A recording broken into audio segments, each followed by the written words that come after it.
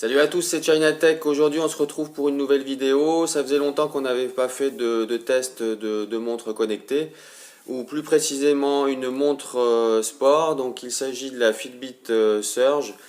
Je l'ai testé pour vous pendant plusieurs mois.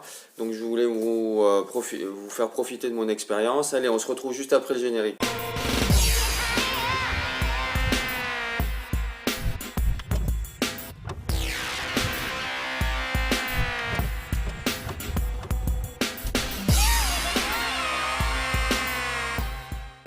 Voilà la boîte de notre montre, une boîte on va dire assez classe, puisque vous voyez vous avez une boîte assez renforcée avec un plexiglas ici.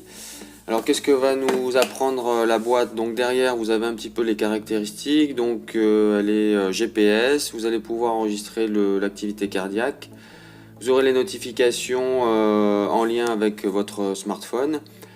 Vous allez pouvoir enregistrer votre activité quotidienne, notamment avec le nombre de pas, les calories, etc. Vous allez pouvoir utiliser cette montre dans plusieurs sports. On verra ça après dans le test. Enfin, elle se synchronise donc avec l'application que vous pouvez installer sur tablette, smartphone ou sur votre PC. Voilà, qu'est-ce qu'on va pouvoir vous dire d'autre? Elle est résistante à l'eau, alors vous pouvez la nettoyer à l'eau, prendre votre douche, etc. Se baigner, c'est pas très conseillé puisqu'elle n'est pas IP68. L'écran de la montre est tactile. Elle enregistre aussi le sommeil. Elle contrôle votre musique. Voilà, ce sera à peu près tout pour les caractéristiques. Dans la boîte, on retrouvera donc le câble de recharge. Donc vous avez un côté qui est donc USB et de l'autre côté vous avez un embout un peu particulier donc qui s'adapte sur la montre. La montre que vous avez ici. Voilà donc je vous disais ici l'emplacement pour recharger votre montre. Vous avez ici donc le capteur cardiaque. Une montre avec un design assez classique, un bracelet en plastique mais quand même assez résistant et épais. Et enfin un écran plutôt de forme carrée rectangulaire. Dans la boîte vous n'aurez rien d'autre, hein, juste un petit manuel mais vraiment très succinct et puis donc la montre et le câble de recharge. La présentation de la montre, donc vous vous retrouvez sur l'écran principal avec donc l'heure et la date. Et on a dit que votre écran était donc bien tactile. Donc en allant sur la droite, vous retrouvez le nombre de pas de la journée, le nombre de kilomètres effectués, les calories, donc le nombre d'étages que vous avez effectués dans la journée aussi. Et enfin, vous retrouvez sur votre écran principal.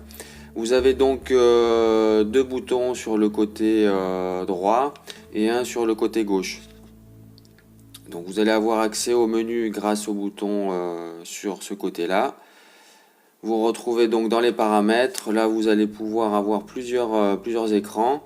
Donc le premier, c'est paramètres, donc la course à pied, les différents entraînements avec plusieurs sports préenregistrés, un chronomètre tout simple.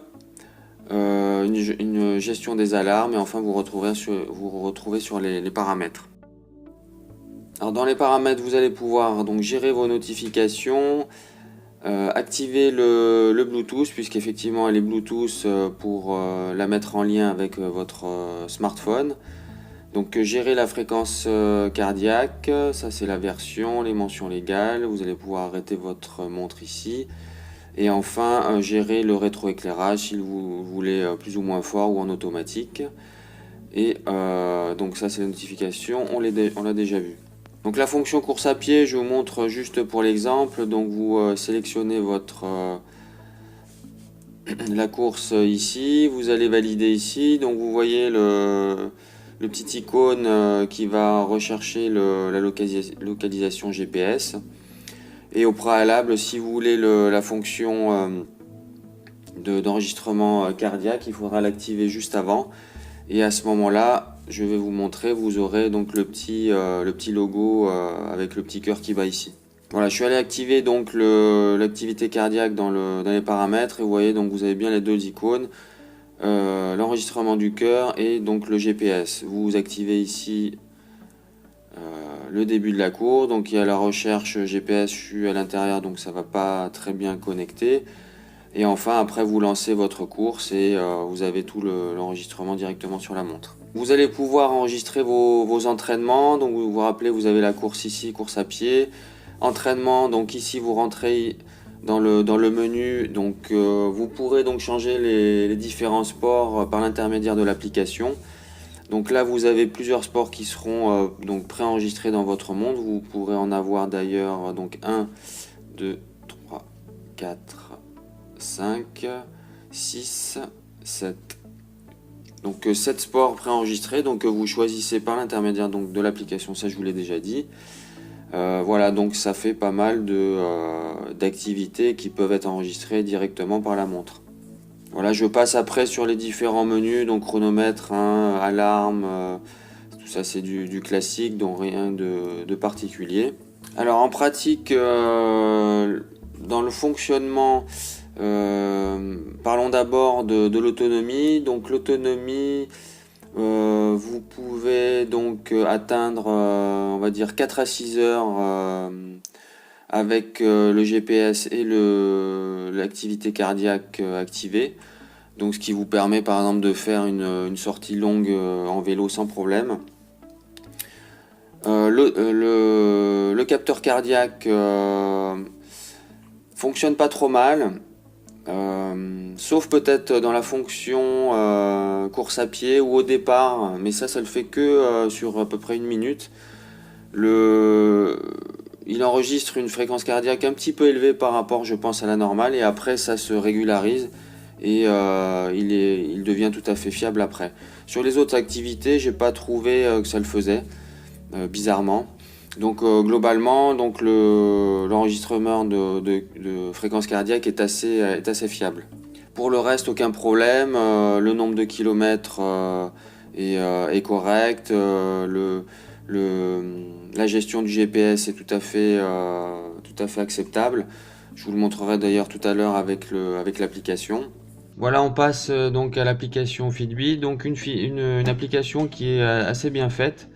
Donc là, vous avez le tableau de bord avec le récapitulatif de la journée, donc le nombre de pas, les étages, les kilomètres, les calories et le nombre de minutes où vous avez été actif. Un peu plus bas, donc vous rentrez, vous avez donc vos entraînements ici, donc jour par jour, vous voyez. Donc je vous donne un exemple là de jogging par exemple avec le tracé GPS. Vous avez plein de données, hein, le kilométrage, le temps de passage au kilomètre, ça vous pouvez le modifier si vous le voulez, vous le faire 2, 3 ou 5 km par exemple. Vous avez l'enregistrement de la fréquence cardiaque lors de votre course. Là c'est pareil, vous pourrez modifier les paramètres de fréquence cardiaque cardio ou votre maximum. Donc ça se fait dans les paramètres de l'application. Et enfin donc le nombre de calories. Quand vous revenez en arrière, donc là où dans le menu principal, c'est là où vous allez tout gérer, notamment la gestion des notifications et les alarmes, ainsi que les différents sports dont je vous parlais tout à l'heure. Donc voilà, ici vous pourrez changer les sports et les ordonner comme vous voulez pour qu'ils soient dans l'ordre que vous le souhaitez sur la montre. Vous avez plein de choses, hein, de données différentes dans cette appli. Par exemple, si vous voulez avoir le récapitulatif de votre nombre de pas, vous appuyez ici et vous allez voir ce qui a été fait sur les semaines précédentes. Et la même chose pour le nombre de kilomètres ou les calories, etc. Donc une application très complète. On passe au bilan pour cette Fitbit Surge. Donc les points positifs d'abord. Je dirais l'autonomie puisque vous allez tenir au moins 4 heures pour vos séances de sport, donc ça vous laisse une marge importante, notamment pour des grandes sorties vélo. Autre point positif, ce sera l'application Fitbit qui est vraiment très complète et super bien faite. Autre chose positive pour la montre, ce sera, je trouve, le tracé GPS, puisqu'il est extrêmement précis et vraiment, quand vous sortez dehors, vous avez la fonction, le GPS qui vous détecte assez rapidement, donc ça c'est une bonne chose. On passe au point négatif, je dirais le design avec un design un peu trop classique à mon goût.